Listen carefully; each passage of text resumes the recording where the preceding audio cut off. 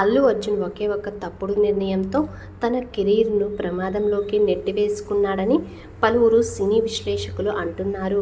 నంద్యాల నుంచి వైసీపీ అభ్యర్థిగా పోటీ చేస్తున్న శిల్పా రవిచంద్రకిషోర్ రెడ్డి తన స్నేహితుడు కావడంతో మద్దతు తెలిపేందుకు భార్యతో సహా నంద్యాల వెళ్లాడు. అక్కడకు వెళ్లడానికి ముందు రోజు పిఠాపురం నుంచి ఎమ్మెల్యేగా పోటీ చేస్తున్న తన చిన్నమావయ్య పవన్ కళ్యాణ్కు సోషల్ మీడియా ద్వారా మద్దతు తెలిపాడు.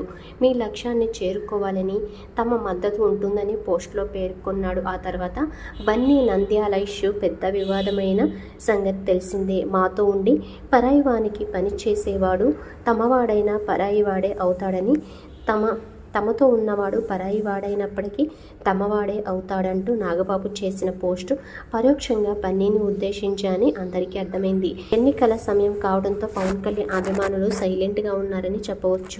ముందు వారికి పిఠాపురం నుంచి పవన్ కళ్యాణ్ గెలుపొందడం కావాలి. బన్నీ గురించి తర్వాత ఆలోచిస్తారు.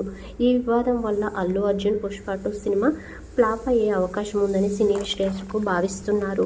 పవన్ కళ్యాణ్ అభిమానులు బాయ్కాట్ చేస్తే ఈ సినిమా ఆడటం చాలా కష్టమని, ఈ విషయాన్ని గమనంలో ఉంచుకోమని అల్లు అర్జున్తో పాటు దర్శకుడు సుకుమార్ కూడా తన స్పష్టత ఇస్తే బాగుంటుందని వీరు సూచిస్తున్నారు. లేదంటే చివరకు బన్నీ కెరీరే ప్రమాదంలో పడుతుందని హెచ్చరిస్తున్నారు.